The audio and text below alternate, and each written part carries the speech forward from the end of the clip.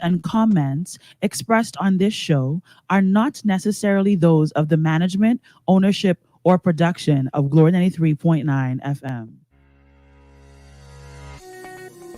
Today can be the turning point in your life by making a simple decision. Fundamental questions of navigation. Where am I? Where am I going? And how do I get there from here? I invite the leaders of our planet to ask themselves these three questions before they make any crucial decisions. But if you don't make decisions, you're going to stay right where you are. We are all map makers. We are in a time of transition. If we're going to change, we have to change the direction that we're going. Our planet needs leaders who know where they want to go. When we change the direction we're going, then we want to make sure we're going in the right direction. Leaders who can see the big picture. Because if we're not, we're going to either go backwards or we're going to stay where we are. Recognizing the psychological and the spiritual shifts and changes that need to be made, often from the inside to the outside. To be able to shape your future, you have to be willing and able to change your paradigm. Complex journeys require navigation. The path to the truth is one such journey. This is your GPS. Hairstyling services provided by J.D. Edwards Salon and Spa, Palmdale Shopping Plaza, Ladera Street. Accessories provided by Chevette Williamson Jewelry. Standout jewelry for standout women. Wardrobe provided by Bahari Bahamas. Visit shopbahari.com. And good morning, everyone, and welcome to GPS Global Paradigm Shift on Glory 93.9 FM. I am your host, Michelle Malcolm, and as always, it's a pleasure to be in your company today. Thank you so much for tuning in. We're going to have fun today. I am calling the show today Political Chess Moves. What do elections, shanty towns, and resignations have in common? Yeah, we're going to have fun today. And this is sort of indirectly a part two, because when I was at the other place, I did a part one of this conversation. And my guest at the time is my guest again today on this. And I'm talking about none other than C. Alan Johnson. And he, at that time, broke down how the competent authority position was being used for, in his view, political gain as it relates to the person that holds the position of competent authority. It was C. Allen's theory that he was going to hold on to this competent authority thing as long as he could and actually ride it all the way into election, because this was, in a way, a protectionary mode for him to protect him from losing his position as leader of the Free National Movement and by extension, Prime Minister. And at the time when we did that show, I mean, people lost their natural minds. I had people called in, and this one lady in particular called in, and she sounded like she was about to have a stroke. She was so angry. And, people were like, oh, y'all talking foolishness, yada, yada, yada, this is a bunch of foolishness. And yet here we are, March of 2021, still under this emergency order being led by the competent authority. And everything that C. Allen said on that show was right. Even though people said he was being ridiculous and it was ludicrous, yada, yada, yada, yada, yada, not a bunch of foolishness. But yet here we are. And so now we're getting these announcements about shanty towns and, people being having an entitlement to land, and then we see people crossing the aisle in the House of Assembly and leaving one party and joining the next, and then other ones making surprise announcements that they won't be contending again, and then others having to step down under clouds of controversy. And it's like, What does all of this have to do with each other? Because I don't want you to believe for 1 second that it is not all interrelated. And see, Alan, I'm getting some feedback from you, so you need to turn down something. Um, I'm getting feedback from you, so turn down whatever you have turned up. So, see, Alan has joined me again. On to the talk. clouds of controversy. And I can hear it really loud right now. Whatever you did, you just turned it up, C. Allen. So whatever that is you got going on, you need to turn that down. So C. Allen has joined me once again to talk about these political chess moves. What does this all mean? Why are we still in emergency order being ruled by one man as a competent authority? And why is this one man making these announcements at this kind of time, talking about who entitled to land and all these kind of things? What's really going on here, C. Allen? Welcome back to the show. I don't know. Can you hear me? I can hear you perfectly. Yes. Go ahead, C. Allen. We can hear you. Okay. I don't know if he obviously can't hear me. See, Alan, we can hear you. Can you? Wow. Okay. I'm not sure. Let me send him a message to let him know we could hear him, but it's going to be hard to have a conversation if he can't hear me. So I think he was trying out some Bluetooth thing. I think you need to put that Bluetooth down and just go back to. Yeah, I'm not hearing you. So can you give me about 15 seconds? Let me exit, reset my mic, and come back in. Okay. Yes. So let's let him do that and see what happens when he gets back. So yeah, that's what we're going to be talking about today. And, some people probably will still try to argue that what is being said ain't making no sense, but it's kind of funny. It's hard to argue with the evidence that's right before you, because everything that Allen predicted back then that was going to happen with regard to this competent authority and his efforts to hold on to power through the competent authority, everything he said, every single thing he said, we find ourselves in right now. So clearly the man was onto something. And you all know we in the silly season, right? You all know election right around the corner, right? You all know that, right? So clearly, when you see things happening, you got to now put two and two together and figure out, okay, what's really going on here? I am trying to encourage you all to stop looking at things just on the surface and pay attention to what's really going on. And if you do that, then you'll see that this is really all just a political game of chess. And I want you to be able to figure this out, because I want you to go into this next election as an informed electorate. Don't just go vote based on your emotions, but go and vote based on information. Go be an informed electorate. Look at issues. What are the issues at stake? I don't think until we get to that point where we really start to make these decisions based on information and issues, we playing games, man, and we lose it. The people, the masses, are the ones who lose it in this chess game. So that's why I wanted to do this show today, because clearly something's amiss. That announcement about who entitled to land this time is not, that's not a coincidence that announcement is coming at this time.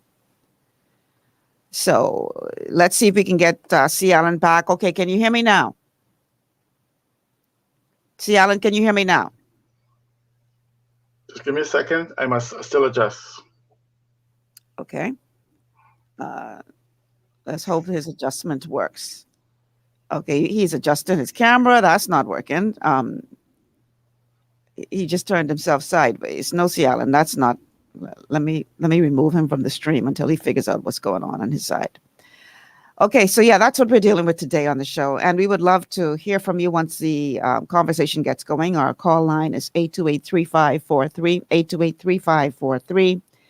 And the number to text is 828-2543, 828-2543. So again, the number to call, 828-3543, 828-3543 is the number to call. And the number to text, 828-2543. Make sure you like and share this show. Like and share this show, because we are going to be once again just putting the truth out there and letting the chips fall where they may. And what you decide to do with that on you. We ain't trying to tell you what to decide, but we just giving you the information, and then you could decide what you want to do with that. So hopefully Cialan will get his technical issues sorted out pretty soon, because what is killing me with Cialan, right? He's supposed to be the technical guy, right? So he shouldn't be having these technical problems. we gotta rib him for that. Okay, so in the meantime, let's look at a couple of your comments. So let's see. Stacy says, "Lady Malcolm, you look nice." Oh, thank you, Stacy. I can't take all the credit though. Thanks to Sonia Lang at JD Edwards Salon and Spa in the Madera Shopping Plaza, who does my hair for me every day. And I ain't gonna lie, since I started going to Sonia every day, my hair is like, oh my God, so much. I don't know what she does, but it don't look the same when I do it myself. Thank God for hairdressers, because she really knows her stuff. I mean, it's just amazing what she's been doing with my hair. So thank you, Sonia, for the marvelous work that you do. And also thank you to Shavette Williamson for the fabulous jewelry that she has been sponsoring for the show. And again, if you want to purchase some of Chevette's jewelry, you can go to beadingandcraftgallery.com, beadingandcraftgallery.com. And if you type in GPS and the code at checkout, you get yourself a nice little discount. So she's rewarding all of the GPS listeners and watchers with a discount on her jewelry. And then finally, big thanks to Bahari Bahamas, my newest sponsor, for dressing me. I've been a fan of Bahari for a long time, so I, would occasionally buy their stuff. And now I'm getting to wear it every day. And I just want to say thank you to Morgan Fernanda and the whole team at Bahari, because their stuff is fabulous. And you don't have to go in there with your land papers to afford the stuff.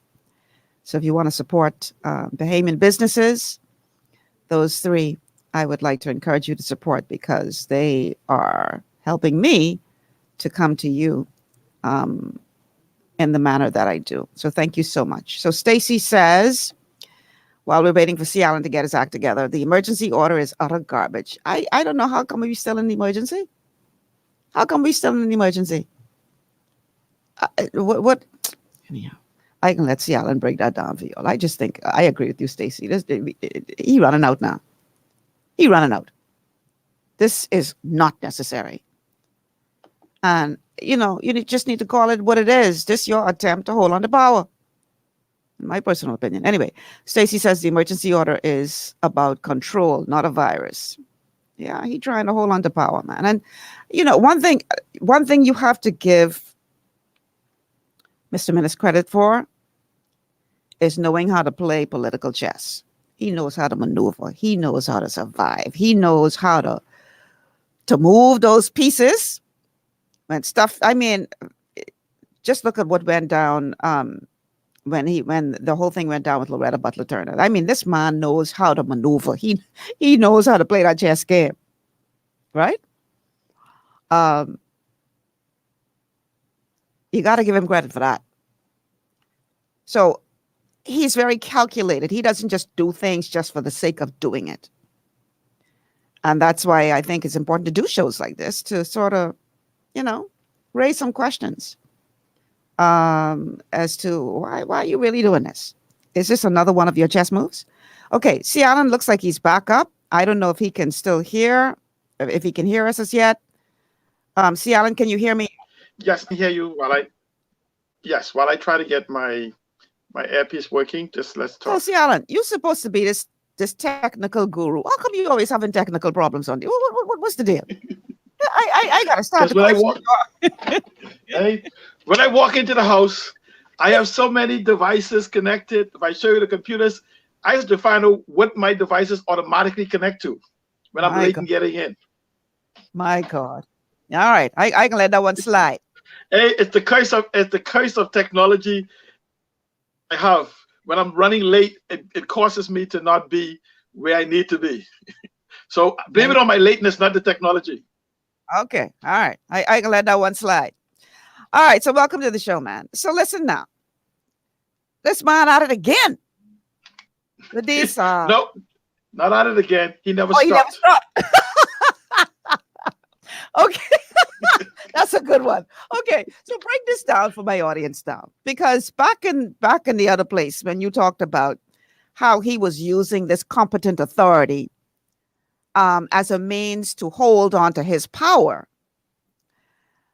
There were some people who were really very angry at you for coming up with this garbage you were talking, and you talking foolishness and yada, yada, yada, yada, yada. They carry on dead, but here we are.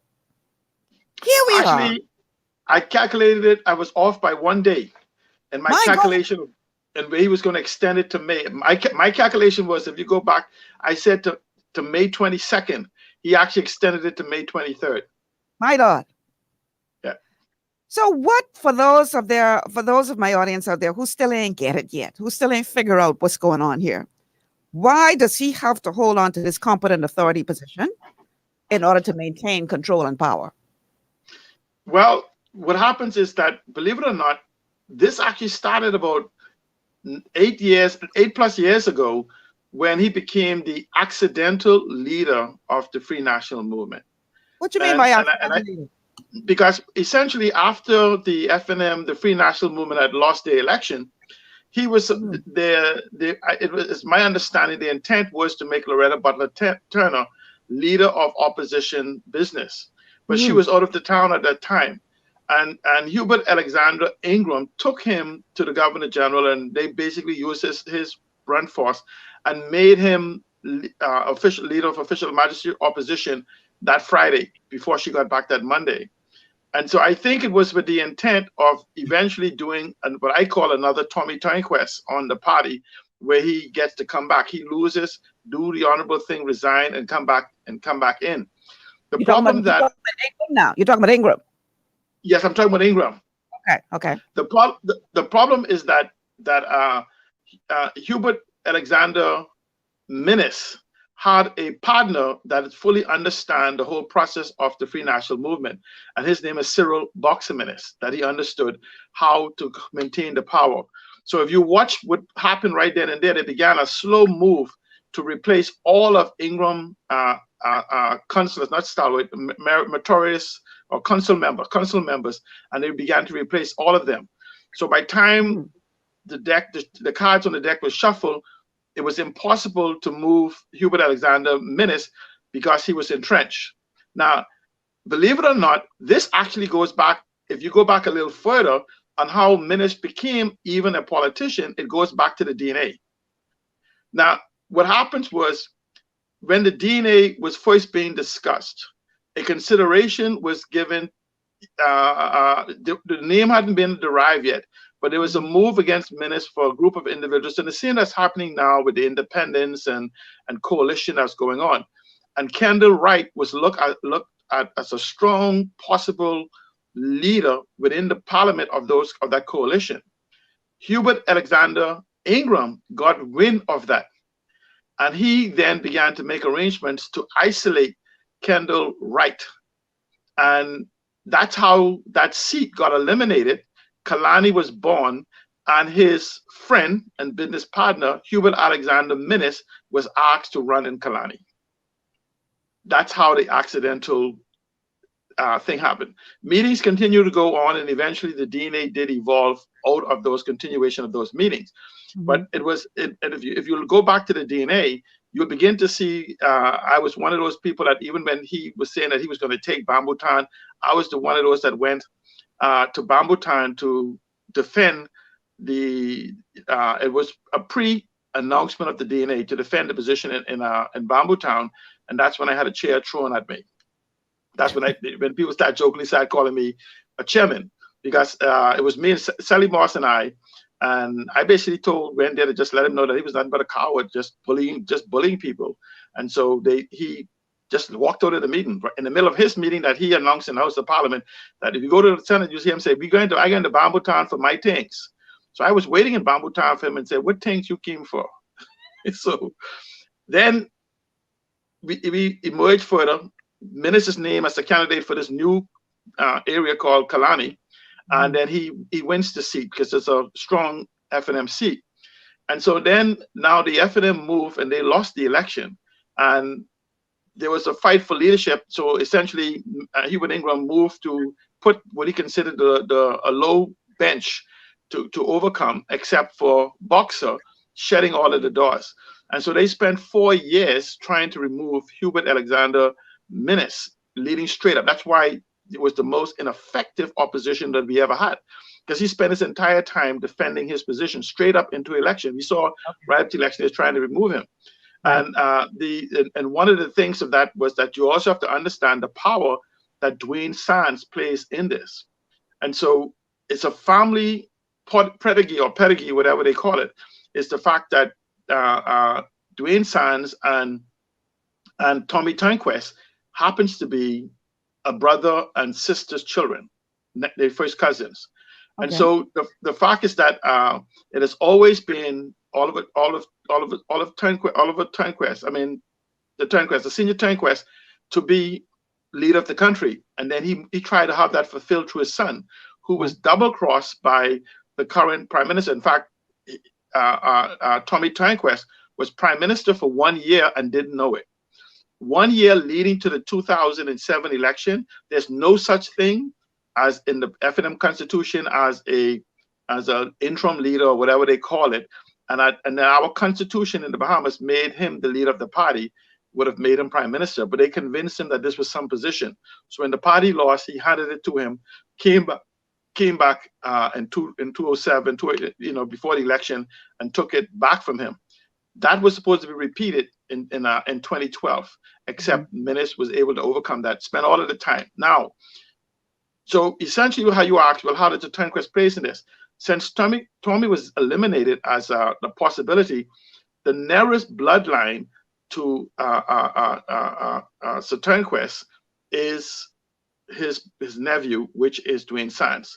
And so when you go back and look all the way back to 2007, you'll see that Hubert Alexander Ingram, after winning, was fighting to put Dwayne Sands in the Senate, put him in the House with the by-election for Elizabeth and everything, made the person a judge so he could, orderly a judge, whatever, so he could move out of the way, trying to get Dwayne Sands in to make right the wrong he did in 2007.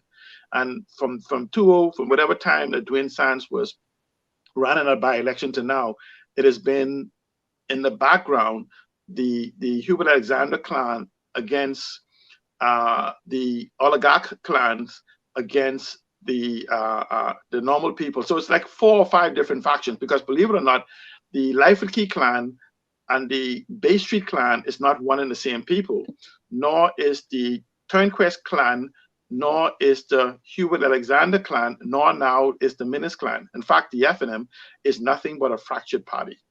And so essentially, we now go to the election. He wins by default, being able to maintain his position. And they've continuously tried to move him. And as I said to you in that conversation, I think that was June or July of last year, was that when the post office deal was done, was also one of their final attempts to remove him. In fact, he was going to be removed in September, because once the post office deal was done, he violated the tenets of why he should remain prime minister. And I believe that at that particular time, that Brent Simonet, after that deal was consummated, because Brent Simonet is not naive enough to run on a show and talk for an hour and confess to something that required him to vacate his seat instantly. Right. And so it was to remove him, except something happened on September 1st. Well, I tell you what happened. Hubert Alexander Minnis is very, very, very good at maneuvering. He is very good. He knows the game and how to maneuver. This is where people, he's a sleight of hand. I hear people say all of the time, oh, he's a doctor. No, not a doctor in the purest sense. He's a gynecologist. He's not a leader, but he's a politician that understands the game of politics. But I'm saying to you, I don't think personally it's him. You have to understand who Cyril Boxer Minnis is. He was the protege of Kendall Knowledge and Whitfield and the rest of them. And so he learned at their feet. And he, for decades, he learned the game of politics. And he learned the F&M party. And he was an outsider. And so he's still an outsider. But he was there. They was able, by seeing how the game is played and seeing the rules of the game, have been able to take the party. And so this is why from 2016, the F&M has not had a convention. And in fact, in last week, Monday's paper, without any questioning, Hubert Alexander Minnis, through his chairman, made an announcement that the F&M will have a convention by December 2021. That ties into this whole conversation we're having with this lockdown. Because the F&M, again, all the way, even though we move in COVID. Sorry, let me jump back before I go this thing. After Dorian came, another move was made to remove Minnis in February of 2020. He was able to bypass that by virtue of having what is called a quick conclave. And so another move was being made, and it was something that Minnis could not avoid, would have been a forced convention for his removal in June of 2020. That's where you'll see where these dates begin to line up. So COVID provide a perfect cover for him. And that's when he colluded with his attorney general and began to align the dates. And so when we went into lockdown on March 20th, the clock started running for 180 days. And so now that he was competent authority, no one could meet, no convention, anything without his consent. And so he took that straight pass into June.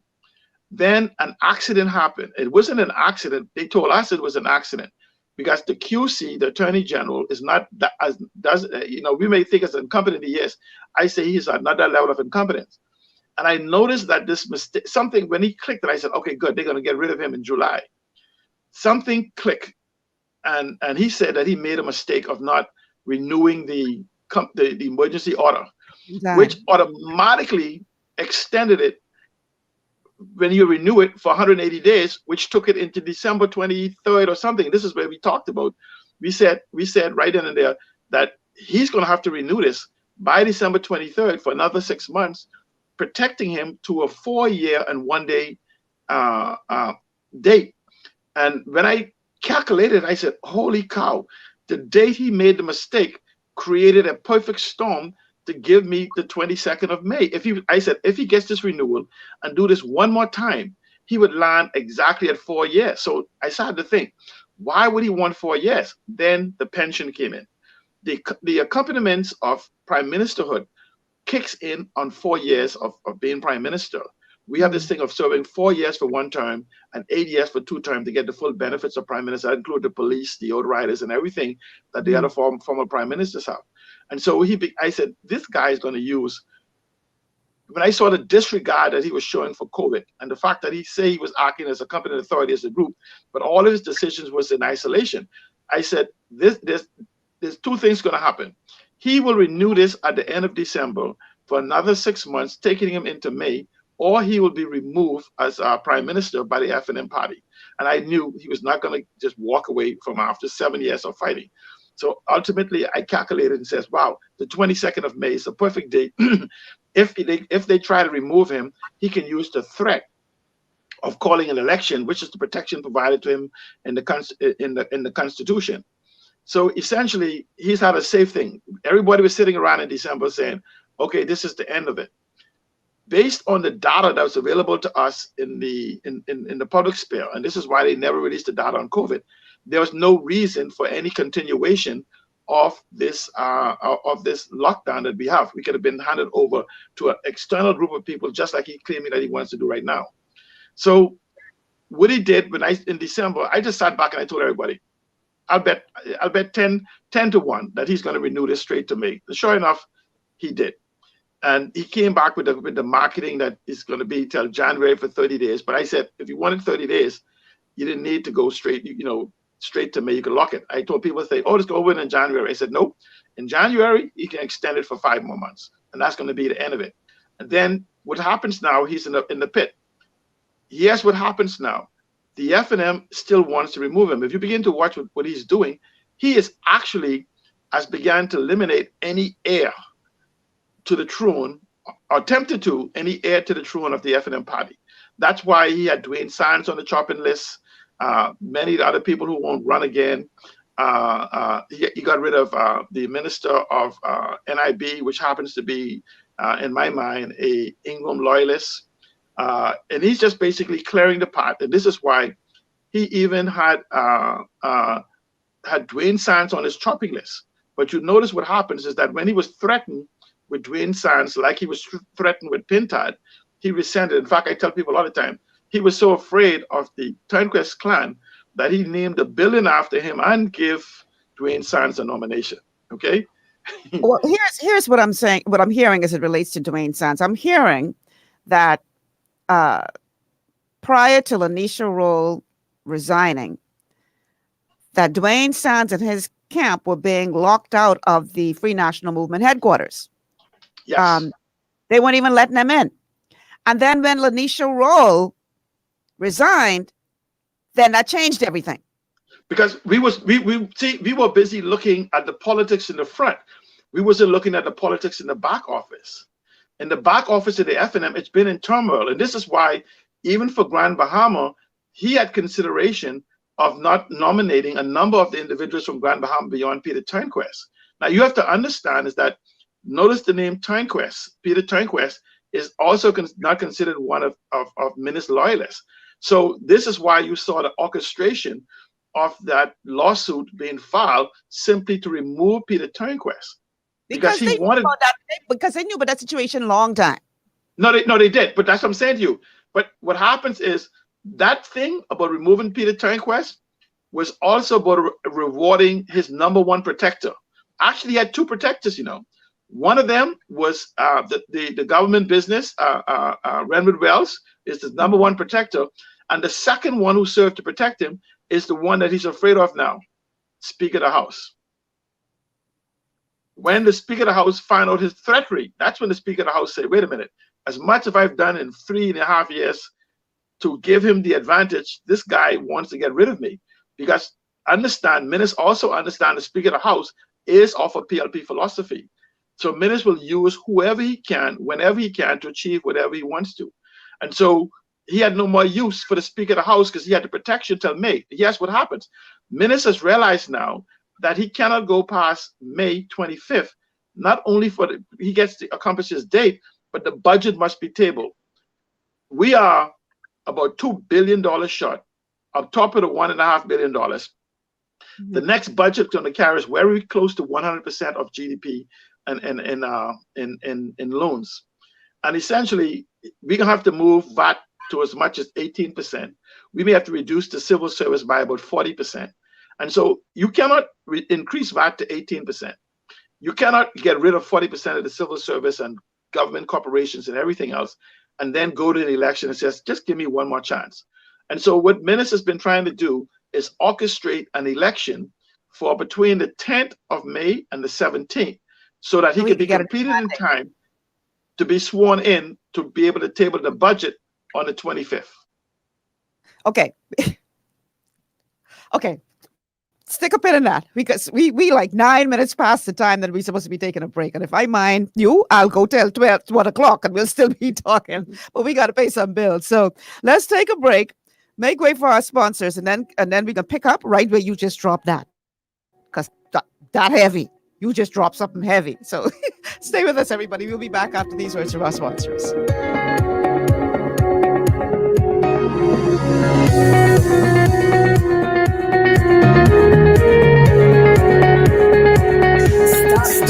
Stop Stop letting these other guys run you hot while looking for ice. No need to check the food store, the gas station, conveniently located around Nassau. Cooler Ice. So for just $3 US, you can get a bag of ice whenever you want, or refill your 5-gallon bottle for the same $3. An ice machine is closer than you know. Cooler Ice. With locations at Arawak Key, Potter's Key Dock, Montague Boat Ramp, Superwash locations at Prince Charles, Carmichael Road, Soldier Road, Charles Saunders Highway, and 3 new locations: Superwash Nassau Street, Wolf Road, and Gibbs Corner. Cooler Ice Bahamas, fresh and ready whenever you are. For all your building needs, it's Carib Construction and Project Management on Gladstone Road. We build it all: schools, homes, hotels, and more, including structures requiring a Phase 3 electrical contractor. We also provide project management services. The first step towards your dream building begins at Carib Construction and Project Management. Call us at 376-1556 or 341-4466. At Lee Air, safety is our #1 priority.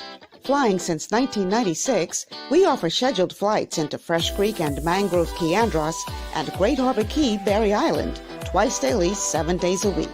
Affordable charter services are also available to anywhere in the Bahamas and the Caribbean. Lee Air Charter Services. Call 225-3267, 702-7127, or 322-1317 for reservations.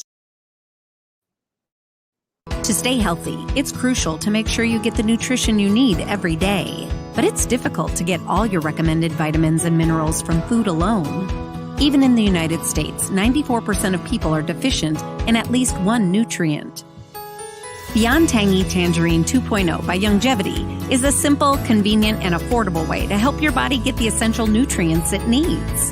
It's an advanced plant-driven multivitamin mineral complex that contains certified organic whole foods, trace minerals, and antioxidants. BTT 2.0 supports your body's natural defense system with a proprietary blend of energy-boosting and body-loving nutrients, plus prebiotics, probiotics, amino acids, and enzymes that support digestion. With an unusually high ORAC score of 8,000, you get even more antioxidants to help combat free radicals that can cause damage to your cells. But to get the most benefit and value from any multivitamin, your body must be able to break down the nutrients so you can fully absorb them. Otherwise, they'll just pass through your system without doing any good. Beyond Tangy Tangerine 2.0 was specially formulated with synergizing cofactors to ensure you get maximum nutrient absorption. Beyond Tangy Tangerine 2.0 is the easiest way to give your body the balance and complete daily vitamin mineral supplement it needs for optimal support of your overall health. To learn more, contact your Longevity associate.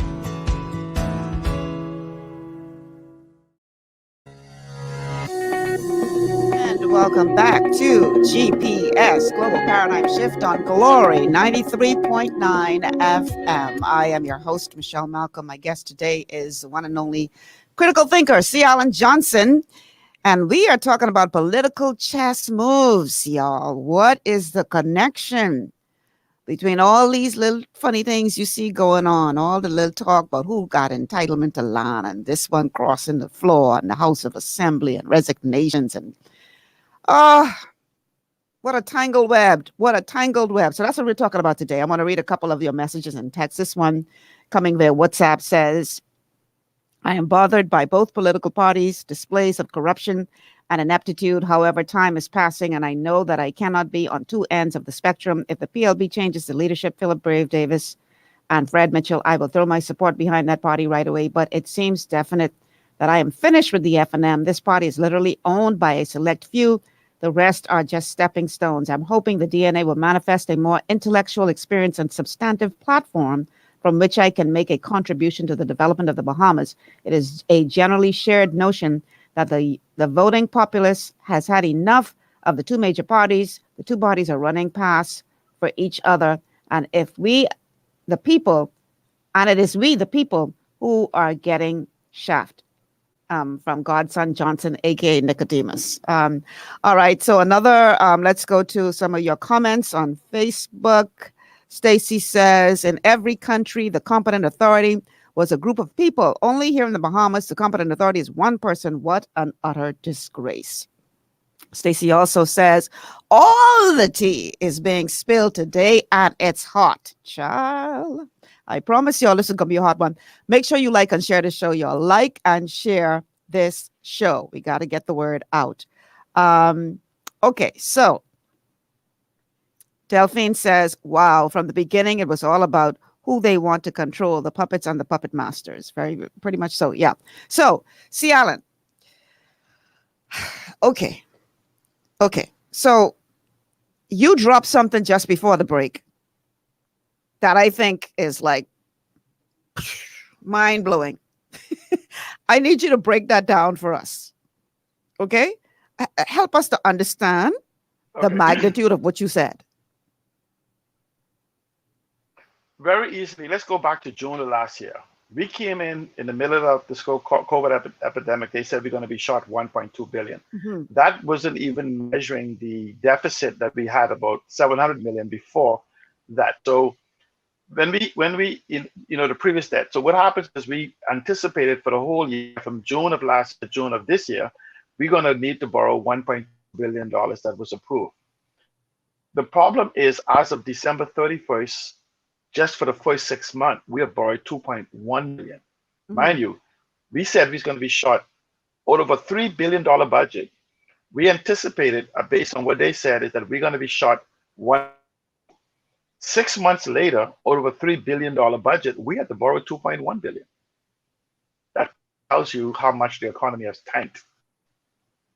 Now, remembering also that the majority of the revenue produced by government comes in the second half of the year, the second half of the budgetary year, meaning that the government don't begin to produce revenue until January to June. Mm-hmm. Take into the fact that we may have as much as 70% plus, maybe as much as 75% unemployment. And people say, oh, what they said about 40%. Let me explain to you guys what unemployment is. If you have not looked for a job in the last 90 days, you are not counted as unemployed. So all of you guys who have lost your job from 6 months ago and you have not looked for a job because you said there's no businesses open, you can't leave the house, it's locked down, you are not counted as unemployed. For those of you that are furloughed, who have not went to work in 10 months, 11 months, you are considered employed. So when they said 40%, they're talking about the ones who lost their jobs from the MSMEs, the micro, small and medium businesses, the stores in the mall and on the street. That's what the 40% is. Because until they fire the rest of you, you are considered employed because you're protected. You're not considered fired until 30 days after the expiration of the emergency order. So no one who currently is listed working for Atlantis, Bahama, and everything, unless you get a termination, is counted as unemployed until June 25th of this year. So you're not counted in the unemployment group. So this is where the distortion comes in, what they're telling you. And let me tell you why that is very important, and that economic picture is an important role. We often talk this $12 billion economy.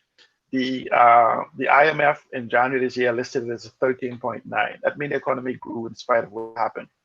And this is a contribution that Greg Moss made a few days ago, releasing some of these numbers. You would see that, let's take, for example, and pretend that every working person in the Bahamas is making the GDP of the $25,000 a year that they say they make. Now let's extrapolate from that at the WAS, which is less than 200,000. So when you times that 25,000 by 200,000, you'll end up with about $9 to $10 billion, give or take. So everybody's making $24,000 a year, give or take. That leaves about $9 billion unaccounted for. If you want to understand the economy, I want you to understand between 1,500 people, maybe much of 2,000, they make the other $9 billion. So you have 1,500 people that takes home $9 billion in this economy, and the other 200,000 workers have to share the other $4 billion. So that is what is missing. That $4 billion that we scrape by on in this economy is where the vacuum has occurred. And so that's where the government makes its tax from, because you don't VAT tax the other $1 billion, because the government would be having is called a consumption tax, a carbon tax, gas and food and clothes and VAT and everything. So if you start out with 12% and then you added out of the customs duty, you could very easily see where if you look at the $4 billion, you can see where the government gets its tax from, just by taxing, and this other greater part of the economy remain untaxed, and this is why they don't income tax. But that's going to be a conversation for another day. Yeah, that's another show. And So we're right having some in the issues Bahamas, 75. well. I'm not sure what's going on with your internet, but you're dipping in and out. Okay, no, it might be. Yeah, let me go back off the. Give me 1 second here. Just make sure you can continue to hear us, whatever you change in. Okay, so while you're doing that, I wanna throw a question at you. So when okay, we see during this emergency order, most people would, we all on lockdown, but yet the competent authority was finding reason to go to all these different family islands during the lockdowns, right?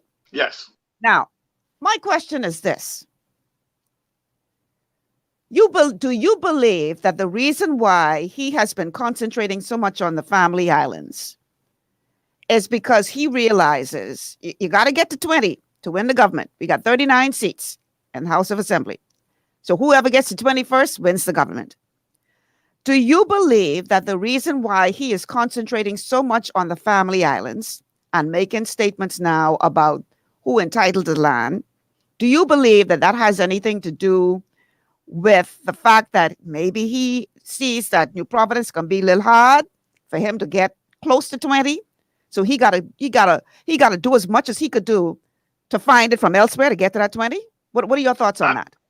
Absolutely, but we have to look at his trips doing as competent authority. The first set of trips before he just went by himself with no one, because he was not campaigning for votes from the public. Right. He was securing his votes in council. He went to meet the F&Ms, but it was just disguised. This is where he's good at the sleight of hands. So he disguised his trips and went there, say looking at this and that, but he went to meet with the F&M council members just in case something happened. If it's only after he got the extension that he began to go back to the islands and began to have these groundbreakings and these openings and these bridges and everything else. And so it looks as if though he visited for a second time. But if you take for a moment and stop and ask, what did he do the first time? He did nothing but stop and looked around. Say he went there for running. Remember, he even had to be just almost like went for a run on the beach. Yeah. He was trying to find delegates at the advantage, using the competent authority as an advantage over those that are still trying to remove him. It is only now that he's using the threat of an election, both against those who are trying to remove him, as well as those who knows that he can't go past this June date without revealing a huge taxation debt. And the junior minister of finance already said, we're not going to have income tax. So the only way to go is to tax the very few people who's working. So a lot of people will say, oh, you'll go up to VAT for 15%. You can't, because you can't go to 15% and generate the revenue needed from the small pool of workers that's working.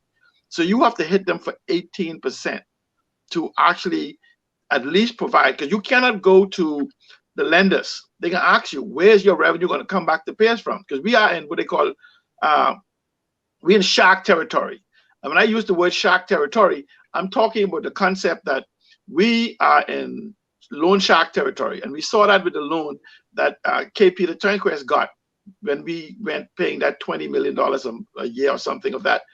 And so essentially you can't go to the lenders and say, we will just make up money from somewhere. They go, no, tell us where you're going to get it from. It is only from taxes. Now you also have to watch the talking heads, because the talking heads has began to talk about why we should borrow the money internally. That is in case something expedient comes up and he's not comfortable enough to call the election. Essentially, what Plan B, from my analysis, would be is to not mention the raise of taxes, but to actually borrow the money internally.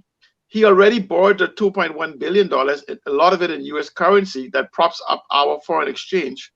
And because the tourists are not coming to the Bahamas, we don't have that much of a strain on our reserve. This is why he kept saying it's still at $2 billion, because we're not buying food for them and things for them and doing whatever else. And most people are living on a starvation diet.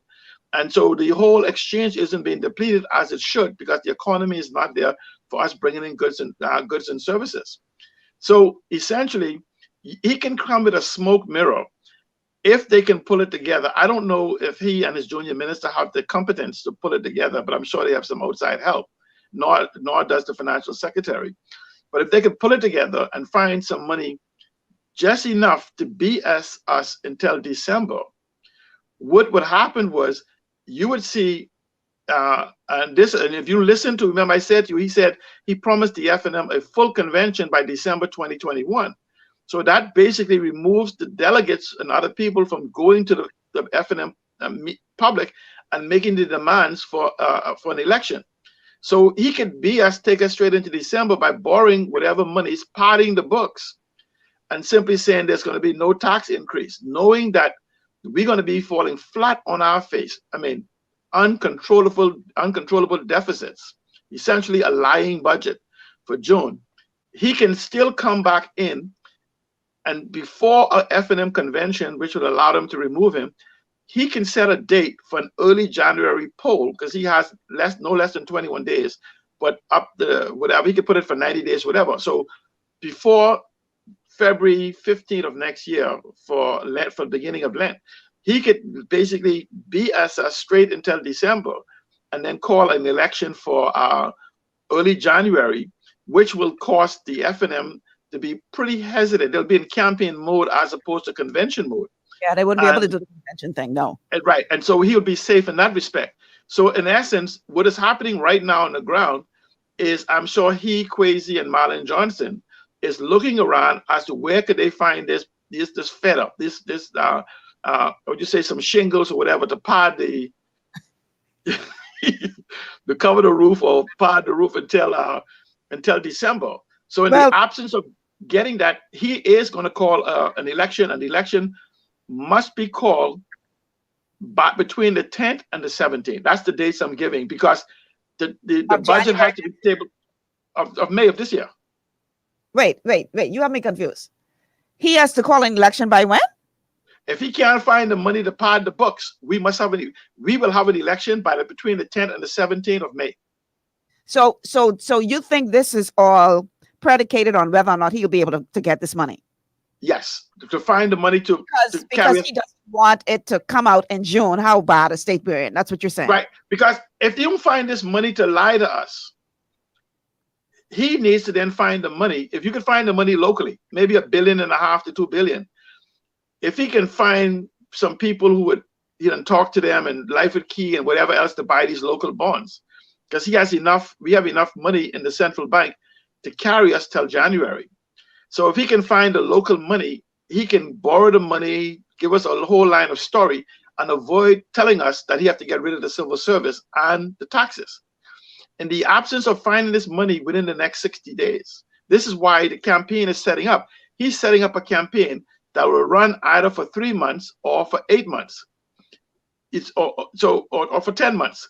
Because essentially, if he does not find this money, which is going to be very hard to find, he has to go to a poll before he makes an announcement that I will be firing 40% of the civil service and increasing VAT to 18%. Because by the 25th of May, that has to be tabled so they could debate it in the House of Assembly and in the thing. Remember, they comes in and it has to be debated in the House of Assembly, go to the Senate and to the Governor General before July 1st. So when you take away June for that time to happen, you only left for mid-May to the end of May. Considering that the budget has to be tabled, you could prepare the budget by all of the other ministries, right? But never tell them how are you going to come up with the money? Remember, the ministries only prepare what they anticipate, what they need. It's government's responsibility, Ministry of Finance, to say how the tax is going to come into play. He doesn't have to say that. So the budget is prepared. No communication is made about taxes or reduction in service. So you go to an election, just like we did in May of 2017, and then the next person, if minister loses, you'll hear the PLP say, it ain't our budget, it's his budget, and we have to tax you because this is how they left it or whatever. Right. Once minister secure another 5-year term, he'll just come and say, it is what it is. Whatever you want to do. And so ain't nothing we could do once he wins another election without telling us that he intends to raise taxes and reduce the civil service. So the word on the street, the allegations were that one of the reasons why he pushed for that oil exploration to go through, even though they did not have to renew that contract, the allegations were that one of the reasons why he pushed for that to go through is because he was hoping that they would have found this oil, and that would have given him the money that he needed to do what he needed to do. But the well come up dry. Right. This is why they had that meeting on Bay Street before the restaurant closed. They raised the money to pay. Remember now, BPC could not pay the licensing fees. And this again is another orchestration. Watch what happened. They raised the money locally from the oligarchs to pay BPC fees. BPC then wrote the check to the government to pay the delinquent fees. But guess what happened? When the check reached, do you remember the Attorney General did not cash the check? So had BPC was successful in finding the oil, they would not have had a license to continue because they said it was in mediation or whatever. And so essentially they held the license. So BPC actually dug an oil well without a license, but with consent of the office of the Prime Minister, because the only person who can give consent for digging that well was the Prime Minister. The only person who could have give environmental consent was the Environmental Commission, which is the Prime Minister office. So everything in there was the Prime Minister office. Now, I want you to also notice a sleight of hand. You had the Attorney General came, and in the House, he started talking about the billions of dollars of methane that's in the waters of the Bahamas, most likely frozen.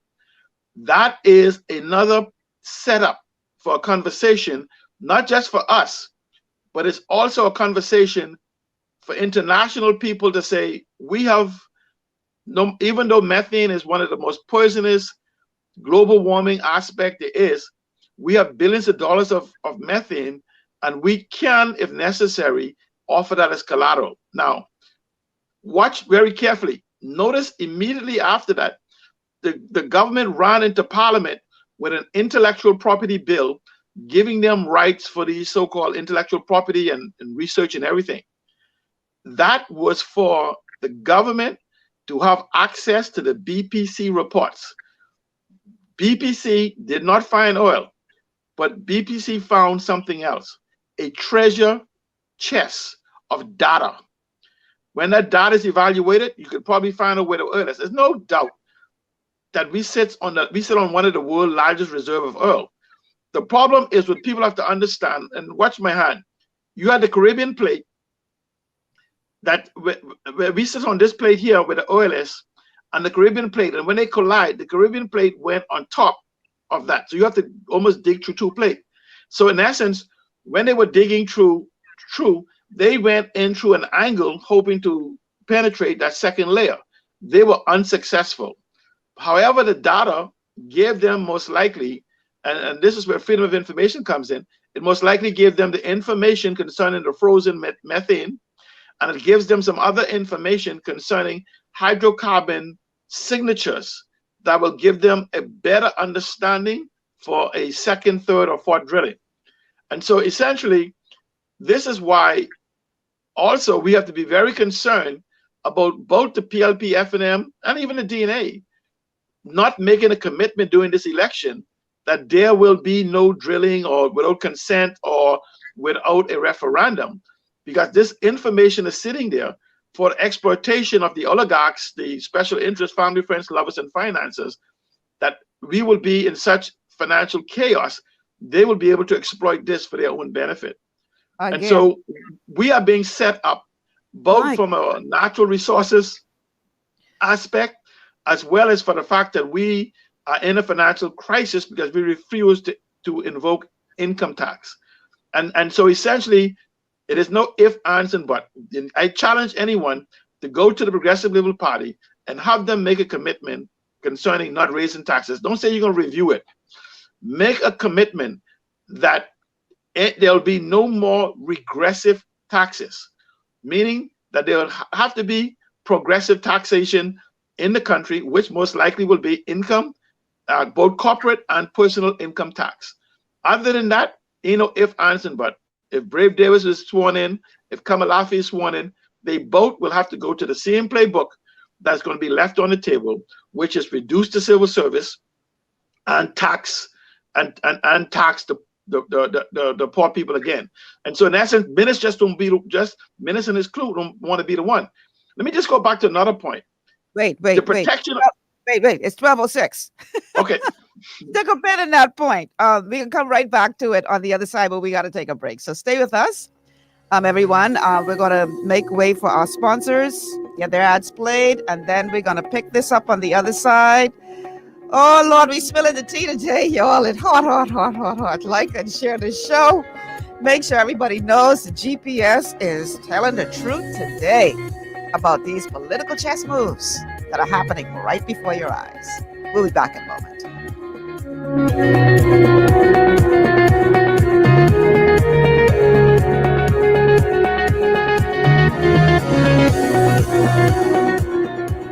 Located on Carmichael Road, Divine Designs Hair Boutique is a haven for women and men looking for professional beauty services. Our state-of-the-art and contemporary equipment creates a relaxing ambiance for you to enjoy while we cater to you. Need a hairstylist? We cater to all types and textures of hair for care and styling. We even have a barber on duty. Need a nail tech?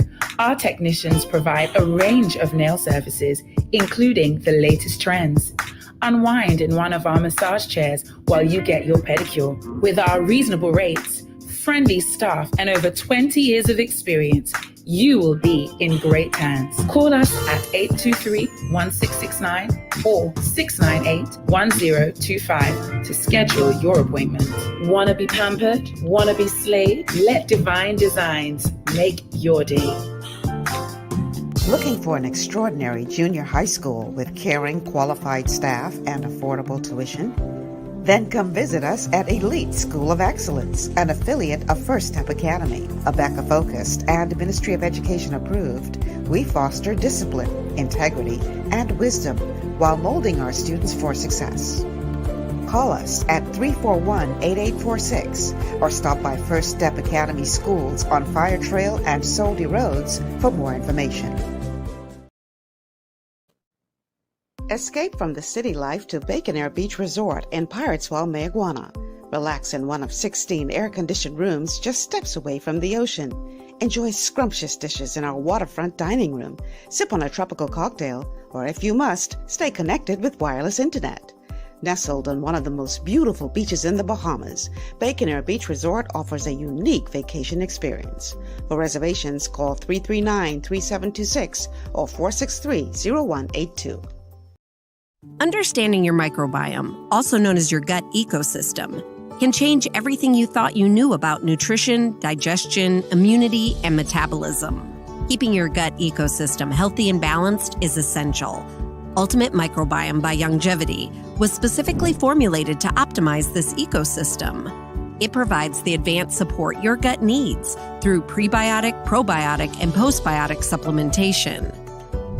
Our unique blend of probiotics includes Lactobacillus and Plantarum, healthy bacteria that can help prevent harmful bacteria from taking over your gut. Increasing your gut's population of beneficial bacteria creates a more balanced gut microbiome, which has been shown to aid in weight loss, skin health, sleep, mood, and may even help with seasonal allergies. Ultimate Microbiome also promotes the production of postbiotics. Postbiotics are key to help regulate your gastrointestinal health. To enhance digestion, Digizyme Multi-Enzyme Complex, a blend of 5 specific enzymes, has been added to Ultimate Microbiome. It can help break down food so your body can better absorb nutrients.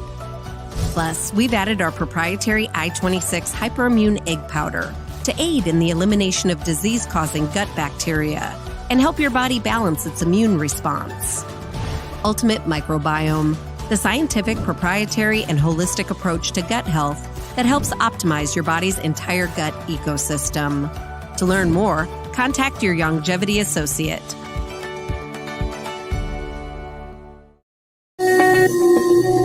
And we're back. This is GPS, Global Paradigm Shift on Glory 93.9 FM. I'm your host, Michelle Malcolm, and today's topic is political chess moves.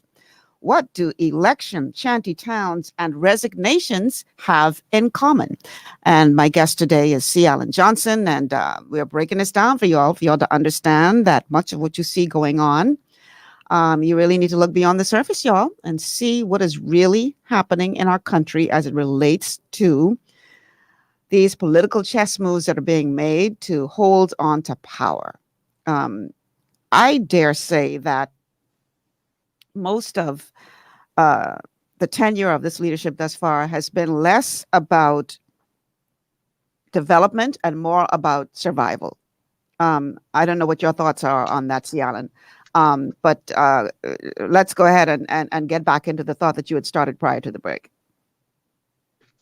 Yes, what I wanted to understand is that what happens is that we must go back to watch the two protectors as to why Minnis is also preparing. And I don't think Minnis is going to do the honorable thing when this election is called, should he lose, and that is to resign. So he's making a preparation for two things. You think he can pull a Donald Trump? Yes, to remain in power or to put who he wants. Now, here's the problem that he has. This is why, listen to the garbage he said about he's gonna co-lead with a deputy thing. There is no deputy leadership in the Bahamas except a title we give somebody. So there's no legal definition for deputy leader of any party. There's no of deputy prime minister. It does not exist except in the minds of people. So you can't have a co-deputy. So that's a seed he's planting. Oh, we're gonna have. So, agreed. And you know what? You know what I find so disingenuous? Okay, so you're talking about that position, but when you look at who is sitting in that position, right? That he just appointed as deputy prime minister, and in essence, pretty much said, "Oh, he can be pretty much running the country, except for these couple of things, but I'm going to focus on if I win again."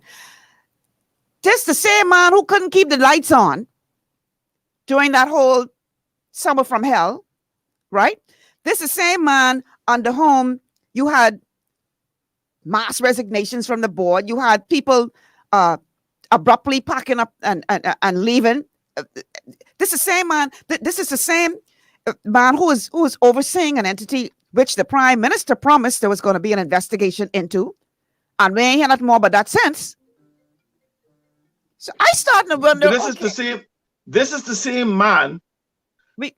We got a call. I don't want to lose the caller. Caller, just hold on. Let me let C. Allen finish his thought, and then C. Allen, we're going to go to the caller. Saying, this is the same man that actually destroyed the economy before Dorian and before Dorian and COVID. Remember, his impact on the economy was actually a 30% loss in GDP performance by the blackouts and damages and everything from the hotels and everybody else. And so it's all smoke and mirrors. This is about power and not about people. That's ultimately what you have to say. Okay, let's go to the phone call. Caller, welcome to the show. Hi, just a quick question. Does anybody know where your kids can register to vote if they go to school in the U.S.? Because when you call the consulates, I don't think we have that capability, do we? Wow. C. Allen, can you answer that? Even though they're changing the topic. I didn't hear. He's questioning where his kids are in school in the States or living in the States. Where can they go to register to vote in the Bahamas? See, this is where the rush is. Here's what happens. there should have been a place for them to register to vote at the consulates. That has not been, no provision has been made for them. And so he said the prime minister is preparing for the general election, has made no provision for people outside of the Bahamas to register to vote who became eligible after leaving, going to school, who is stuck there because of COVID and whatever else. Yes, also another part of that is that you have thousands, probably 10,000, at least thousands of people in Grand Bahama and Abaco who has been displaced from their home.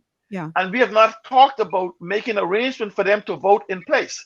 Now, and let me tell you why they, and here where again, we were misled.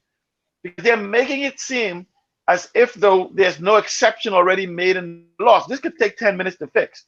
Do you know that the same his children, should they be able to register to vote, can vote in the U.S. by the same way the other ambassadors and other things vote, and other people in the U.S. goes to vote?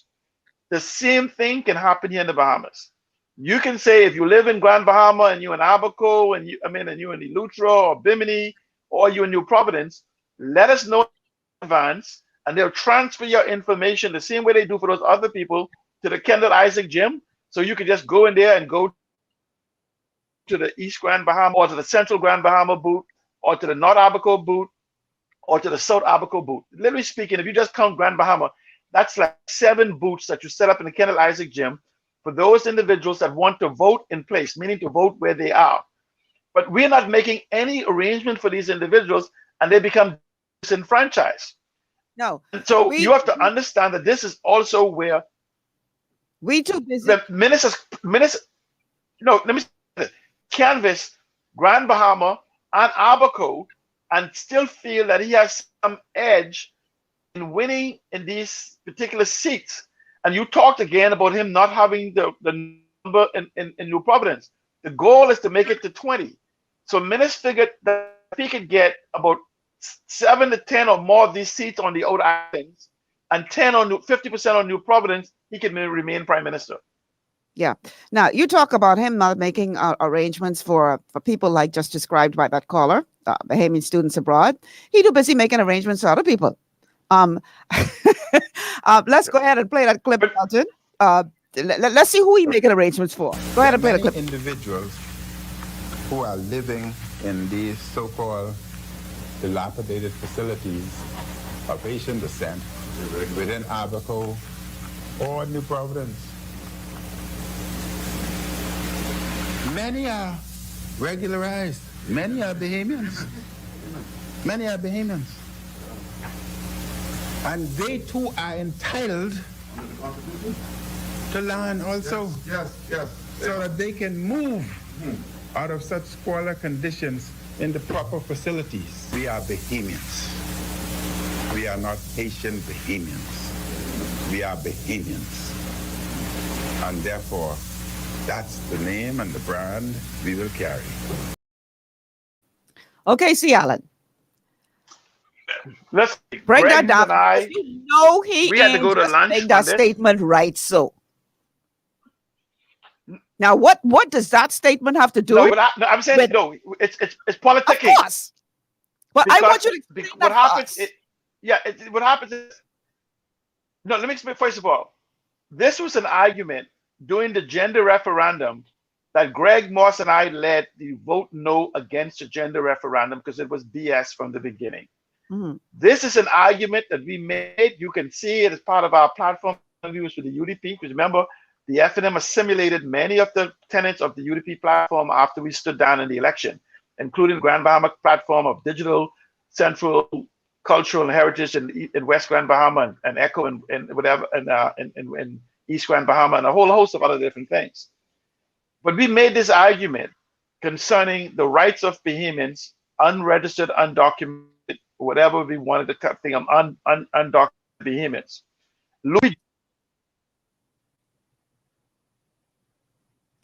See, Alan, we can't hear you. Hold on a second. Can you hear me? Yes, we can hear you now. Okay. We've made this argument. Just let me fix my mic because again, For some reason, I'm on this phone and everybody feels it's necessary. Call the show if you want to talk. The number to call is 828-3543. 828-3543 is the number to call. The number to text is 828-2543. So yeah, stop calling Seattle on this phone and call the show. Okay, finish your point. All right. Right. Louis Georges can tell you for a number of years we've made the same argument that Greg Morse and I have made this exact same argument. But we know that there is about a block of 20,000 voters in this so-called immigrant type environment that he's now appealing to, because this becomes a desperate move for Grand Bahama, 8 Mile Rock, and the Abacos. Those about 4 to 5 seats that he's now making an appeal to. He's also making an appeal to New Providence, to a demographics of individuals that will now believe that they will have access to land should Menace continue. Let me tell you what it is. We have a caller, Seattle. Caller, I need you to turn on your radio for me, please. Okay, go ahead. Go ahead, caller. We're listening. You ready for me to speak? Yes, we are. Okay, Michelle, how are you? Great, thank you. Hi, Seattle and Johnson. I'm acquainted with you both, but let me say this. What I would like to see coming from the political arena is less of what we all know and more of what we don't know, which is vision. We are in a place of ineptitude, corruption, or incompetence, if I may say. I want to hear where are we gonna go under the proposed proponent for office? Okay? What vision do we have for education? We know the incompetence of the FNM. Every Bahamian is quite aware of that. Put it this way, every voting Bahamian is aware of the incompetence of the FNM. It isn't a matter of corruption, more so incompetence. Every Bahamian knows of the entrenched corrupt culture of the PLP. That set aside, what vision do the proponents for elected office have to take the Bahamas? Where do you want to take our education system? Where do you want to take our transportation system? What do you have in place? What underlying principles of structure? I want to hear more proposals and less criticism, because you can criticize, but what you're saying in terms of criticism, we are already aware. We know. We want to get rid of all. What do we replace them with? Why do you say, or they say, that they have that they can replace them with? Okay, Michelle? All right, thank you. Well, you want me? Yeah, Okay. I'd like you to Thank answer you. him, Seattle. Let me just for calling. Let me answer him. First of all, right, we're having a discussion. Most people, in spite of what you think, do not know about the political games that are being played, because many of us are just in survival mode. If we knew about the politics that has been played for the last 8 years, we wouldn't be in the position we are, because we would rise up. You'd realize you're being played. Yeah. We've been played. So what I'm simply saying, now the question he asked is a good conversation for another show as to what to do next. Mm-hmm. But first of all, it says you cannot manage what you cannot measure, but you cannot measure what you are incapable of or refuse to acknowledge. Mm-hmm. And so it's only when we begin to look in retrospect of something that you and I predicted would happen that we can realize that, well, these individuals brought the truth. They brought credit. So we have to also understand that what we spoke about is still in play. Still in play. Yeah. And the question is, game continues. And so the question then becomes, we need to make a demand, as he say, of our leadership. But that's in where you and I made that demand. That's where we, as a nation, must make a demand as to solutions, instead of simply saying the softball issues, we're going to make things better. We're going to do housing, like what Menace is doing right now with the Haitian community. Ask him, how are we to build homes when we have no access to resources? Yes, you can give us land. In fact, you're not giving us land, you're selling us land. And anytime you have land, I want people to understand if the land you're trying to buy exceeds 2 years of your income, you cannot afford it. So when land in New Providence is $150,000 and you make less than $25,000 a year, it is not meant for you. And so, and here's where it comes to when you said the missionary benefits. Tomorrow, if Minnis wants to, he can make Rolls-Royce duty-free for every behemoth, knowing that the average behemoth Only a cannot handful of afford people it. could afford that. Yeah, yeah. So even though he's talking about these people living in dilapidated positions, and I can tell you, if you put 40,000 people of Haitian descent in that box of living in those conditions, I could take you to Bainstown, Angliston, and places. I can take you to Lewis Yard, Mactan, Freetown. I can take you to all over in Grand Bahama and other places and show you 3 times, 4 times that amount of people living in the same conditions. So why isn't Mitt talking about affordable housing, not low income, affordable housing for all? Why only this specific? Affordable housing. So right, because he's talking to them because he's trying to manipulate them into become a voting bloc for him to win. Yes. And Bahamians should be insulted. In fact, the Haitian community leadership, if they are considered themselves Bahamians as he proclaimed, they as Bahamians should be insulted that he thinks that they are stupid enough to fall for his linguistic contortionism. And so we as Bahamians, answering the call, we as Bahamians, we have to collect individually and collectively demand more. But he has starts not from Minnis, not from Kamalafi, not from Brave Davis.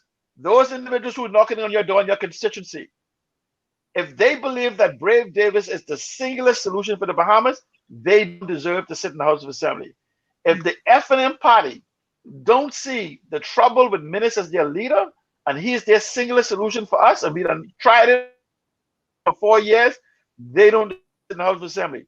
If Kamalafi, the people who support Kamalafi can't explain to you, then they don't. Maybe we do have to consider an independent movement, not as a party, independence.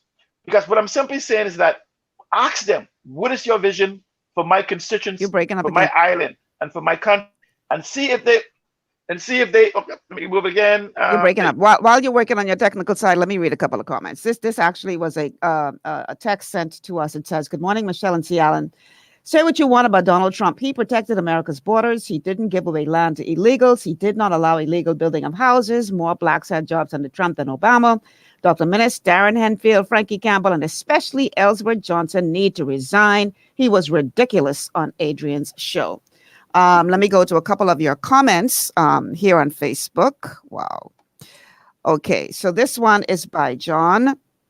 Joe says, "The PM is highly intelligent. Many underestimate him and think he is incompetent, but he is playing chess with the Bahamian people while making moves to protect his own political career. Everything he does is for his benefit. He recently opened a few passport offices on the Family Islands so that he can get illegals straight so they can vote for him. He also continues to manipulate the competent authority title to protect himself from being removed from the FNM." Oh boy, that is right on cue. Yes. Okay. You know what? Let's get it out of the way, because if we get into another topic, we're gonna go way past our commercial time. So let's take our final commercial break of the show, and then when we come back, we're gonna bring this all home. So stay with us. We're talking political chess moves on GPS today. We'll be back after these words from our sponsors.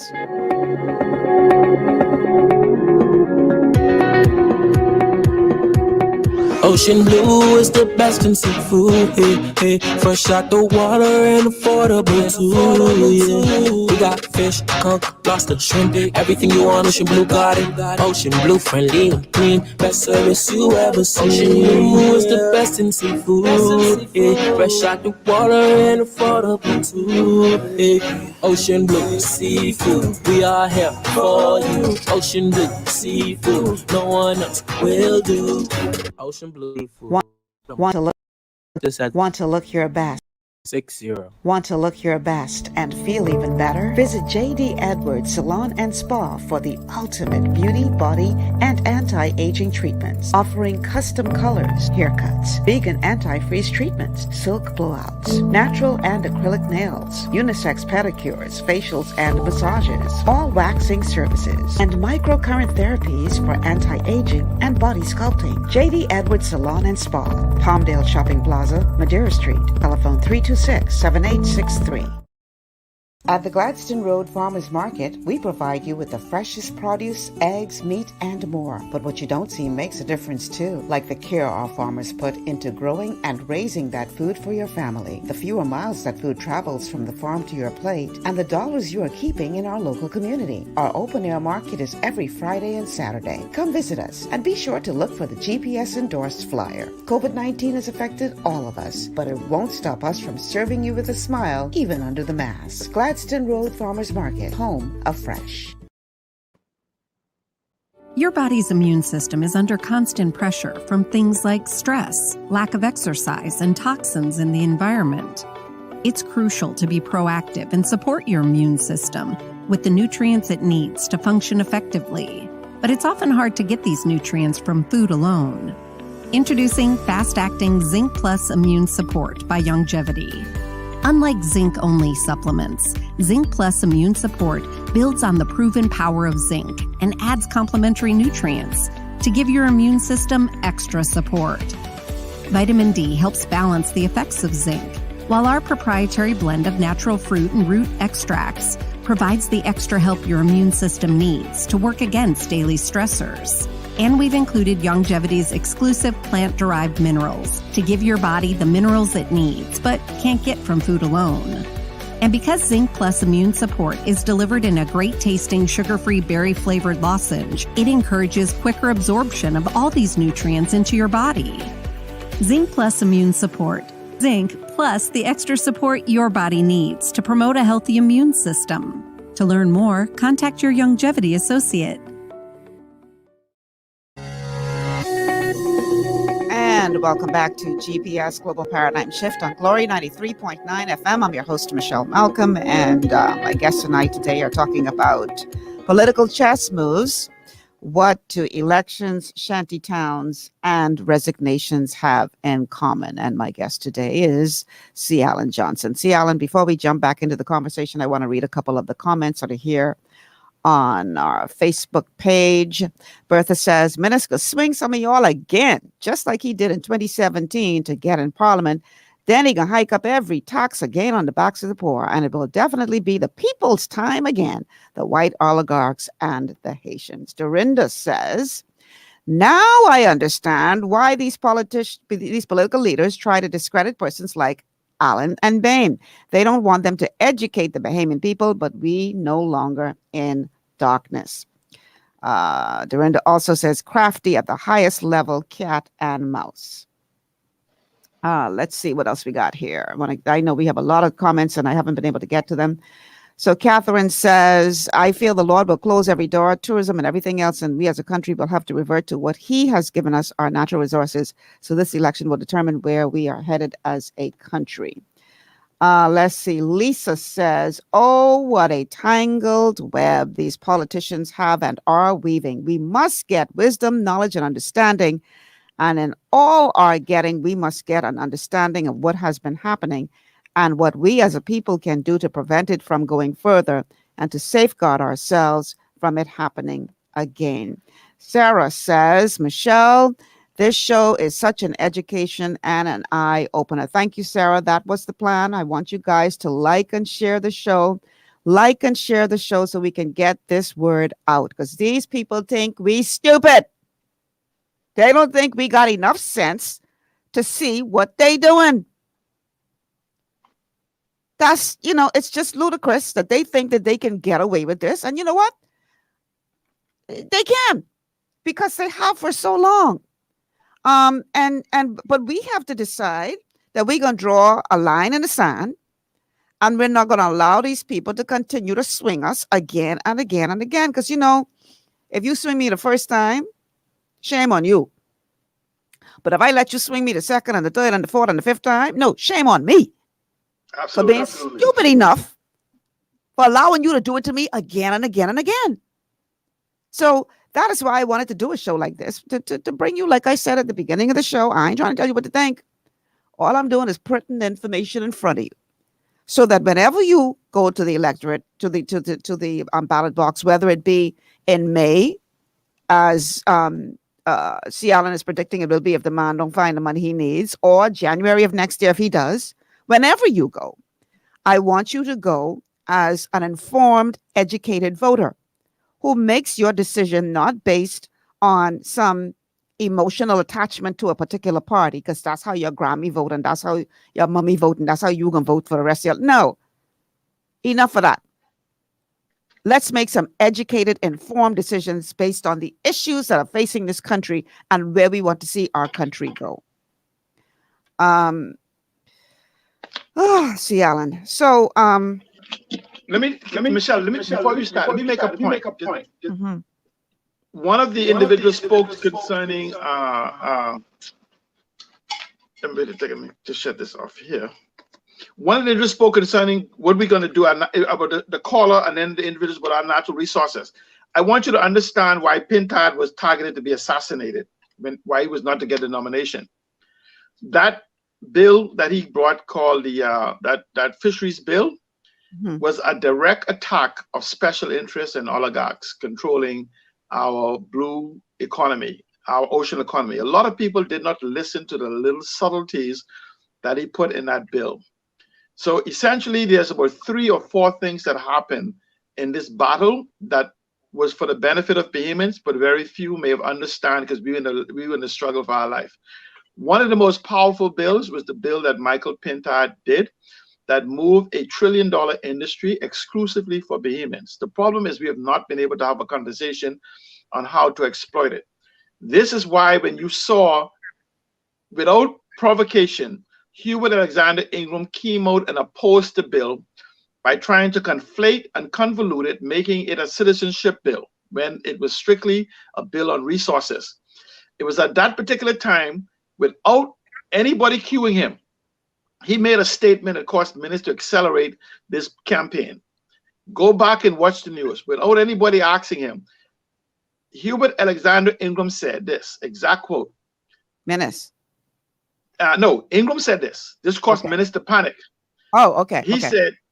He said, when he was talking about this bill that Pintard brought, he says that the position that that Peter Turnquest take represents a position that he has. He says they represent the future of the F&M party.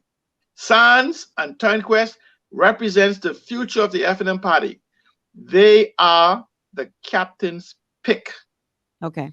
What he means by saying that, he was saying we're about to go into a conclave. That was in December. We're going to go into a conclave very shortly, and these are my 2 picks, leader and deputy leader. So this is why Peter Turnquest ended up with his chaos. At the same time, you had Michael Pintard that brought a bill that went against the very essence of individuals in the PLP and F&M who sits in the House of Assembly and Senate right now, who are making billions of dollars from this $1 trillion resources that we don't benefit from. And so essentially, that was the bill, the most powerful bill. That alone, in my personal opinion, should get Michael Pintard an unopposed election back to the House of Assembly, if we could ever find out what the power of that was. The next bill that was brought was the one called the Digital Assets Bill. And if you understand what that is, literally speaking for Bahamians, that bill will play a major role in the rebuilding of the Bahamas, because it allows Bahamians to print their own money. We'll do a show on that. Believe it or not, that became such a threat that the central bank shifted its policy position even on the sand dollar. So instead, because the sand dollar itself, another contribution was also was about to dismantle the banks in the Bahamas and the central bank itself by moving the majority of the unbanked Bahamians into a banking type environment. Now, when you take, so you have that, then there was a policy position of not needing cabinet or the economic council approval or central bank to bring an amount into the Bahamas for less than 10 million. When you combine these three things together, there is no need for government, for banks, or anything else. Essentially, what these individuals did, they followed the noise in the marketplace of individuals like myself. Mind you, they knew the recipe. They went to the store and they didn't know the recipe, they knew the ingredients. They went to the store and got all the ingredients. The problem is nobody has a recipe to bring them together. So, in essence, this is also a threat to the oligarchs. This is where you saw another company just popped up with alliance with Visa and MasterCard, and you see these currency coins coming up because they are becoming interceptors of this new economy that was birthed out of COVID, that actually turns over the behemoth economy to them. This is why the oligarchs in this next election, money's going to be like dirt to convince us to continue on the same regime, when typically, I'm saying to you, we can make, I'm not exaggerating this, I challenge the economists, we can make between 10 to 20,000 Bahamian millionaire families in 5 years. If, ands, and but. We don't need the banks. We have the brand and we have the resources. And I'm not talking about the Aragonite and San and the whole selling thing. I'm talking about the intangible quality and power that this possess. But if we fall into this political game trap that is being played by these political parties, we will continue, like Miles Monroe, so we will be going back into the wilderness because we will not get another opportunity. We may not. I won't say we will not. We may not get another opportunity to correct this. But this is the greatest economic shift there is, and we are being dazzled. Like they say, if they can't get us with brilliance, dazzle them with BS, and that's what Minister is doing. Okay, I want to read a comment on Facebook from Siobhan. It says, I agree with C. Allen, but most Bahamians are so gullible for any handout. They don't read and research anything, just like the hype moment. BS, most people can't afford those properties. And she also says a little later on, these administrators just know how to use and abuse the voters to get that tick. Wake up and don't fall for it, please, my people. So she has a very valid point. And, you know, when people have been hurting for as long as so many of our people have been hurting with the fallout from COVID, people are in a desperate place right now. Michael Pintard gave you the solution. If you go to his budget debate, he mentioned something. He said, there's $5 billion of carbon credits that we could use. He inserted that in his debate. He told you where the money was. The problem is that opens, what Michael Pintard proposed in his bill opens a Pandora box, because you're not now talking about $5 billion. You're talking about multiples of tens of billions of dollars that eliminates the need for borrowing. Anyone, I challenge them, go back to Michael Pintard speech. I don't know what inspired him to move into this direction. It could be, and let me go back to saying, should the F&M remove itself? Technically, there will only be two leadership based on the current lineup that Minister is bringing into play. Michael Pintard will most likely be what's called a natural leader for a new 21st century Bahamas. But then you will have now Dwayne Sands, if he wins this Elizabeth seat, will then come in with the support of the oligarchs. And so this is where you saw the shift happening. And this is where I said the protector, Minister promised Renwood Wells that he would be the leader to succeed him if he do 2 terms. So Minister was trying to eliminate anyone who could challenge Renwood Wells or anyone else by taking out all the legacy F&Ms, taking out Pintard as what is called a natural leadership aspect that could challenge for it. So by purging the legacy, by not nominating certain people, you will see a whole new virgin F&M where he gets to anoint, the way Hubert Alexander Ingram did, anoint the new leadership of the F&M. But there's a problem, though, because certain things have happened that he didn't anticipate, like this Lanisha Roll situation. Right. So it's not as easy as, you know, because things are happening that are out of his control, that are affecting his ability to do that. But I wouldn't underestimate him, because remember, Minutes governs for minutes. No, I'm saying to you, see, if you begin to look and say if you say, well, he wouldn't do this again because it'll hurt Behemoths, forget that. Minutes don't care about us. Minutes love Minutes.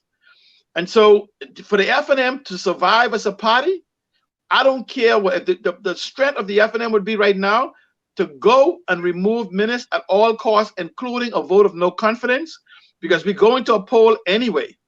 And maybe the Behemoths may, just for some twinkling, have a suggestion that maybe the party will change because you have a new leader. But it cannot be the move to the same oligarch families. That's where the problem is. So it'll be naturally you make a move to remove Minutes by a vote of no confidence. Almost, I can tell you, Dwayne Sands by the oligarch church will be him, not someone else in it, because no one person has the solution for the trouble the Bahamas is in. It is a leader that can bring us together collectively. And so the F&M would have to look to Pintard or someone else who can speak to a whole new generation of leadership. And then the same thing with the PLP, because the PLP, considering that Minutes has laid the leadership bar on the ground, should have made tremendous inroad. We are now beginning to see that the PLP within itself is being reshaped by 2 or 3 factions within it, within the coils, and a dark horse is an architect of the chaos within the PLP, using the forces against themselves so that he may survive as leader of the party. And so, and that's a whole nother story with the PLP. It's just as twists and turns as much as the F&M. They just don't have as many factions pulling against each other, and they have not yet got the baton. Wow. I want to read a couple of comments. This one says, well, I got to read this. It says, Michelle, please put your show on cable. You know how much money that costs? We need sponsors, y'all. These things cost money. So if you own a business, if you like our shows, myself and Adrian Francis with National Access, give us a call. Call it, WhatsApp 805-6430, 805-6430. Let us know that you have a business that you'd like to advertise. We have lots of really great rates and really innovative packages that we can put together to make sure that your show is promoted. But this ain't cheap, y'all. It costs money to do this. So, you know, put your money where your mouth is and support us. Okay, so let me get back to the topic of the show. Felicia says, there is so much criticism among the parties about what the other's incompetence or corruption, but not enough discussion on plans for the future of the Bahamas. As voters, we have to demand more from people seeking to lead our country. We have no time for who hands in the cookie jar talk or personal biographies while no vision is being offered. Everyone needs to ask aspiring politicians and current politicians, what is their vision for their constituency and the country? Now, this goes back to what that caller was talking about, C. Allen. Yes. And that is demanding more from these people who say they want to lead us. And here's what to do. When you ask your individual people who are walking, your aspirants or candidates, make sure you have your camera on so the rest of the Bahamas can see. 2 things. They must either answer, say they're ignorant, or show their ignorance. So put on your cameras. When you see them walk in your community, if you see them in the food store, run up on them, even if you're not in their constituency. Say, hey, I hear you're running for Bamboo Town. Tell me your vision for Bamboo Town and the rest of the Bahamas. I know the people in Bamboo Town may not get to see you like I do. And I'm going to be doing the same thing here in Grand Bahama. I don't care what constituency you're in. I'm going to run up on you. In fact, I'm going to go on a hunting game to find out what is your vision for Grand Bahama and for the entire Bahamas. We are in crisis, and this is no time for I'm less incompetent, I'm less inept, I'm less incapable than anyone else. I'm less corrupt than the other guy. We need people, you know, that's straight out, genuine, and that actually have a vision for the new Bahamas. So Catherine is asking a question. Please tell us the plan to get us out of this. How do the people call checkmate on this chess player?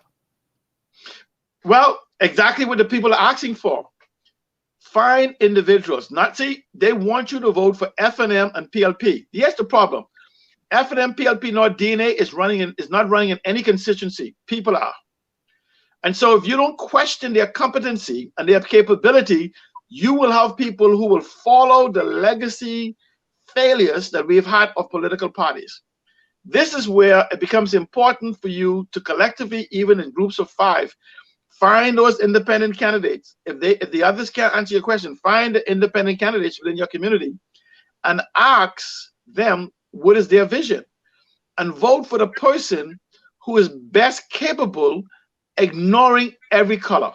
Go by the name, go by the person. Because if you vote for a party, you have now elected a party rather than a person to govern you. Because the person is going to follow the whip of the party and falling in line and doing what the party says. That's the choice you made. This is a very good time for us to choose individuals to go into the House of Assembly. Imagine even if you have a group of enough independents in there to shift. I tell people, even for Grand Bahama, we need at least 2 individuals from Grand Bahama that don't belong to any political party. Someone can bring a bill and table it and watch how the rest of the Bahamians vote against it. For the people of Grand Bahama, and the most important thing is also to become involved now, but to continue involvement after election is the most powerful time of political action committees. The same way you have the oligarchs that petition and fight for what they want, you have not because you ask not. If a group of you take possession of your constituency and make sure how the oligarchs say, we don't want any taxes, or we want this law or that law, you have not gotten together to demand the law you want. Right now, today, if you want to solve our social crisis, find everybody around you, reach out to me, reach out to Michelle, and we'll talk to you on getting a sovereign wealth fund. Not the garbage they tell you. Here's what it has to say. We want all assets to the Bahamas, known and unknown, tangible and intangible, to be deposited into a sovereign wealth fund, to be managed by a sovereign asset management company with no interference from the political class. And you will begin to realize that the wealth and the trillions of dollars that will be deposited for your exploitation, they don't need to wait. Have them do it right now. Don't say, we'll put it as part of our manifesto. Make them commit to the things that you want right now. You want a promise of no taxes? Make your candidates commit to it right now, publicly, on video.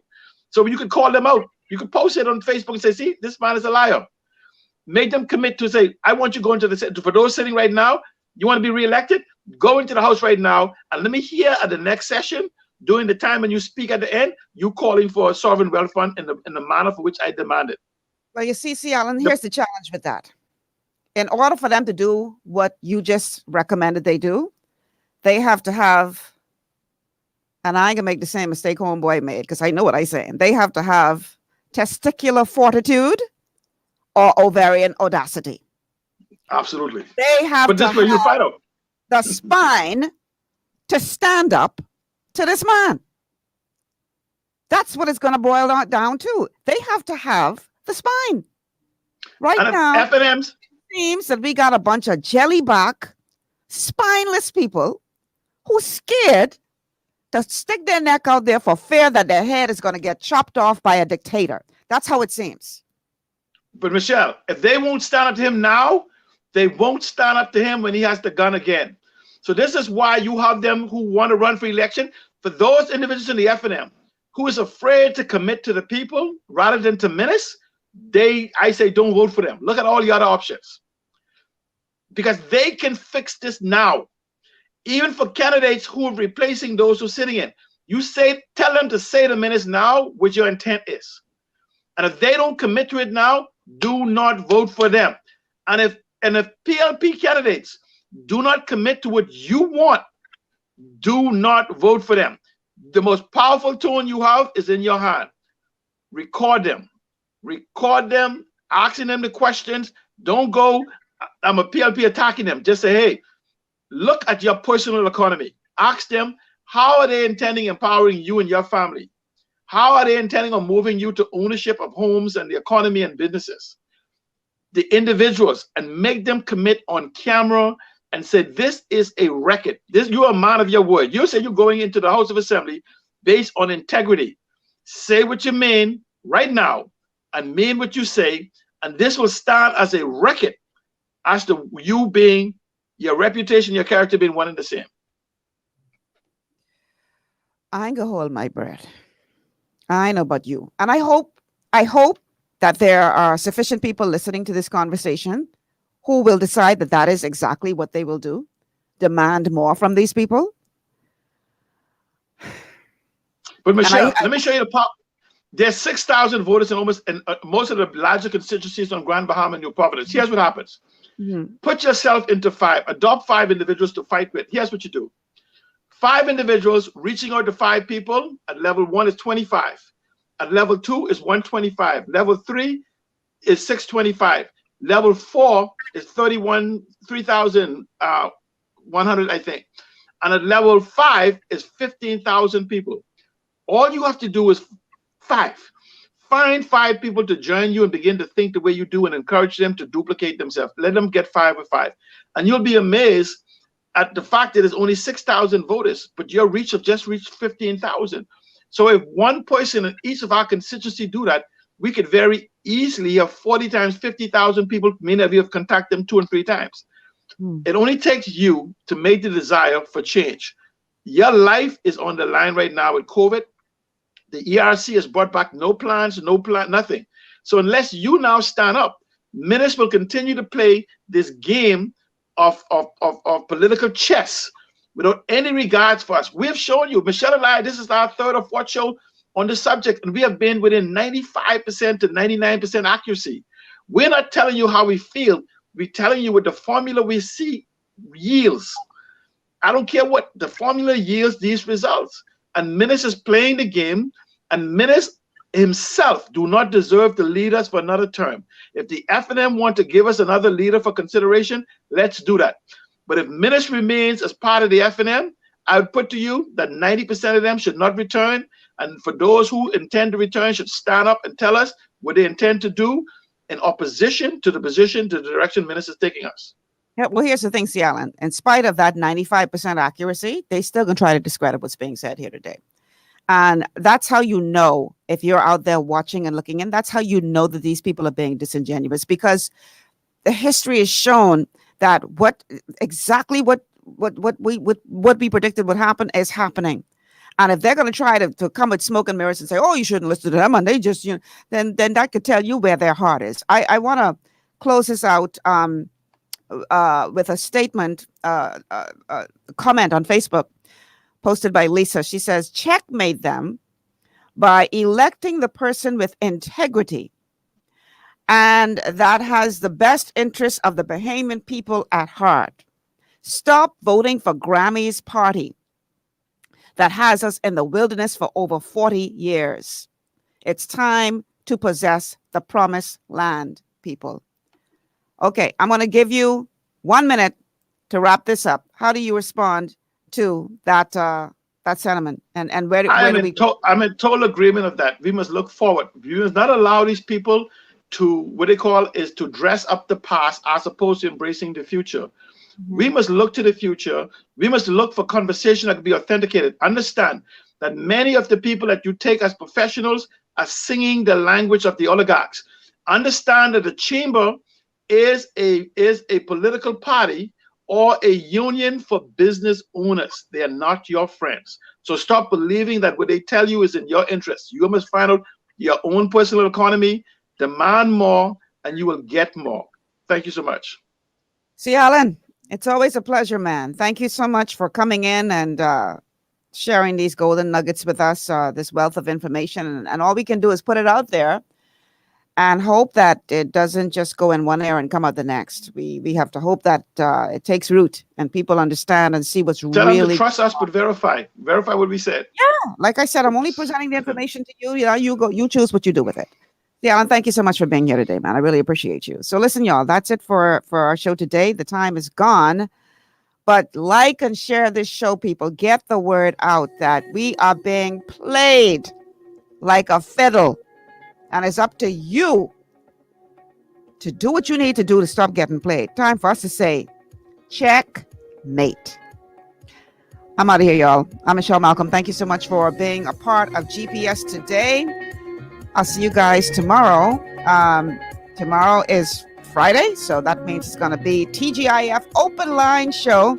And I'm going to invite you to call in and Get off your mind whatever is on your chest. Get off your chest whatever's on your mind. Y'all know what I'm trying to say. Have a good day, y'all.